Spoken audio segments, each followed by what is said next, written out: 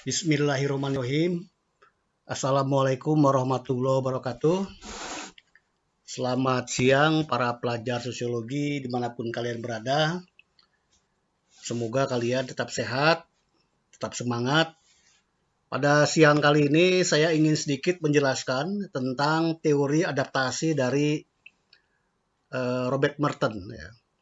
Banyak saya melihat para mahasiswa baik S1 maupun S2 yang mencoba menulis tentang tipe-tipe adaptasi dengan berbagai kajiannya, tetapi belum paham apa yang dimaksud oleh Merton tentang tipe-tipe adaptasi yang beliau sampaikan. Jadi teori Merton ini adalah teori fungsional sebetulnya alirannya, atau sering juga dikenal dengan middle rank teori. Bagaimana memadukan antara makro mikro, hampir mirip dengan Giddens tetapi agak berbeda sedikit ya. Jadi Merton itu mencoba menjelaskan tentang anomi ya.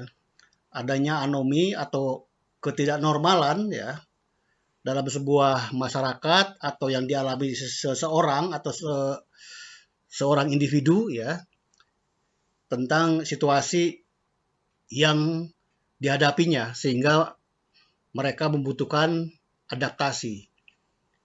Jadi kalau Durkheim bercerita karena ada pergeseran dari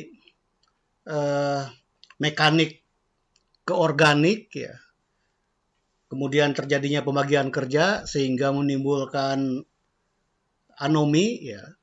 Dampak anomi menurut Durkheim terjadinya bunuh diri ya, karena terjadinya pergeseran solidaritas dari mekanik ke organik. Tetapi kalau si Merton menceritakan ya, dalam masyarakat terjadinya fungsi-fungsi sosial itu mengalami kegoncangan ya. Ada beberapa dysfunction ya. Sehingga menyebabkan ya seseorang membutuhkan adaptasi di dalam situasi anomi. Jadi gambaran apa yang disampaikan oleh Merton tentang tipe-tipe adaptasi itu yang dilakukan oleh respon individu ya terhadap tekanan-tekanan yang ada ya. Ada beberapa tipe, ada 5 tipe. Pertama conformity ya, kemudian inovasi, ritualism, retreatism, kemudian rebellion ya. Ini tipe-tipe adaptasinya. Kemudian tujuannya apa gitu. Apa yang dia tuju. Kemudian min ini cara ya atau sarananya bagaimana gitu. Ini ada keterangan ya. Plus itu caranya diterima ya, bisa dianggap cocok gitu. Kalau negatif berarti cara itu dianggap ditolak ya.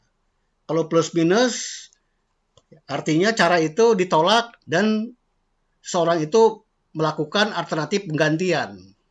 Jadi tipe-tipe adaptasi menurut si Merton itu tipenya seperti ini. Kita ambil contoh sekarang dalam situasi COVID misalnya.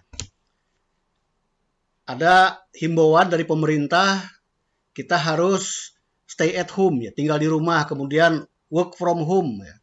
Kerja juga di rumah ya. Maka tujuan ya yang digelontorkan oleh pemerintah ya untuk bekerja di rumah ya, sebagian orang menerima gitu loh. Sebagian orang menerima dengan cara-cara misalnya himbauan kita harus di rumah, ada PSBB ya. PSBB ya. Kemudian menggunakan masker ya. Caranya apa? Kita tinggal di rumah gitu untuk bekerja atau untuk sekolah, untuk belajar. Maka sarananya adalah misalnya kalau kita keluar pakai masker, cuci tangan, ini kita anggap oke gitu. Sebagian masyarakat menerima cara-cara menggunakan masker, cuci tangan, kemudian menggunakan daring, pakai kuota internet dan lain-lain ya. Karena tujuan work from home itu ya, masyarakat menganggap cocok conformity karena memang ya daripada kita keluar kemudian juga bahaya mengancam ya, maka tujuan yang digelontorkan oleh pemerintah kemudian dianggap sebagai oleh masyarakat juga sebagai sarananya cocok misalnya. Yang kedua inovasi misalnya. Inovasi misalnya kita lihat ya, tujuan-tujuan yang dilaksanakan oleh pemerintah ya dalam konteks adaptasi ya, bisa jadi misalnya tentang work from home tadi ya.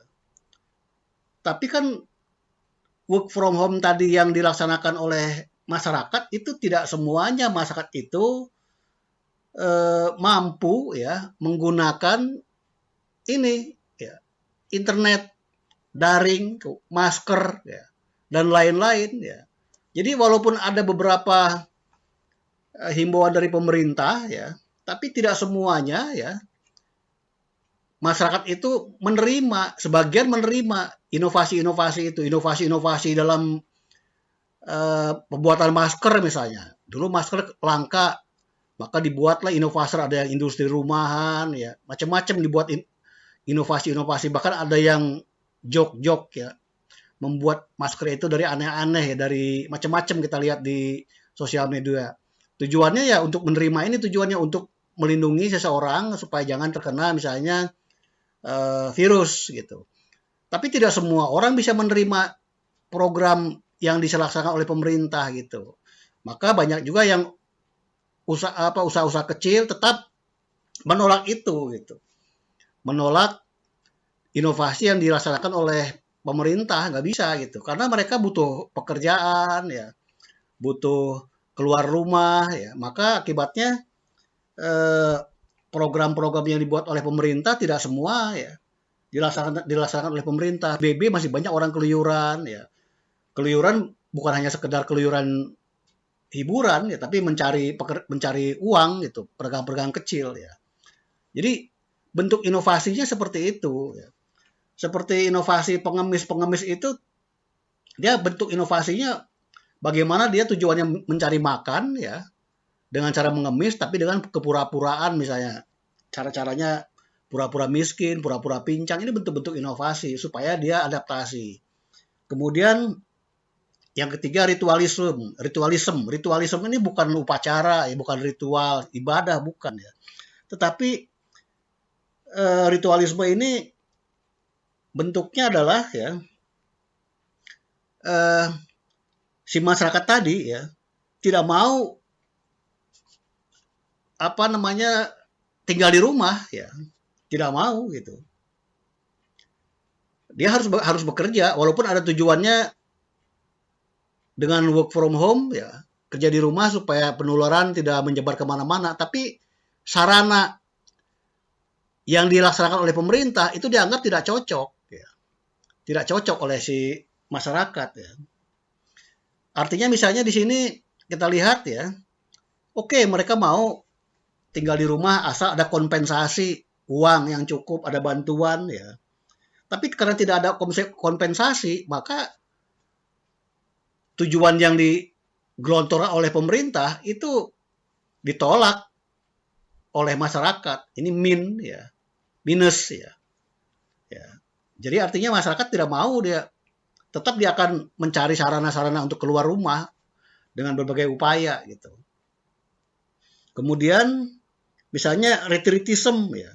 Retreatism ini ingin balik lagi ke situasi yang lama ya. Kita lihat kemarin-kemarin ini seperti sekarang orang udah banyak rindu kampus, rindu sekolah, rindu beribadah gitu. Orang dibanding-bandingkan kenapa mall bisa dibuka, kenapa tidak sekolah. Ini dia menganggap apa yang digelontorkan oleh pemerintah tentang pendidikan di rumah segala macam ini banyak dampak negatifnya gitu. Sehingga sarana-sarana yang diberikan oleh pemerintah dianggap tidak memadai. Disuruh daring tapi misalnya tidak ada bantuan pemerintah tentang internet gratis dan lain-lain. Nah, ini bentuk-bentuk yang bisa dilakukan oleh masyarakat ya dalam konteks adaptasi. Kemudian ada rebellion. Ya. Rebellion ini bisa mean rejection and substitution gitu.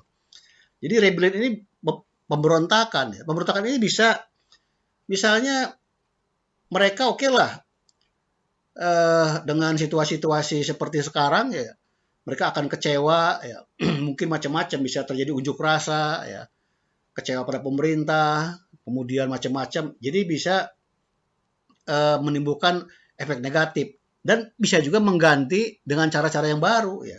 Seperti sekarang webinar ya, seminar online dan lain-lain, ini bentuk-bentuk inovasi-inovasi yang baru yang bisa dikembangkan dari sebuah eh, situasi ya, di mana sekarang sedang anomi ya. Sekarang dianggap sedang anomi karena adanya COVID-19 ini ya. Maka bentuk-bentuk adaptasi masyarakat atau individu itu berbeda-beda ya.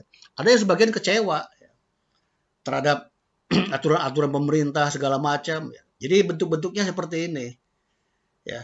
Nanti kapan-kapan kita ulas lagi pelan-pelan ya. Ini karena ada kebutuhan beberapa mahasiswa yang bertanya, mudah-mudahan ada manfaatnya.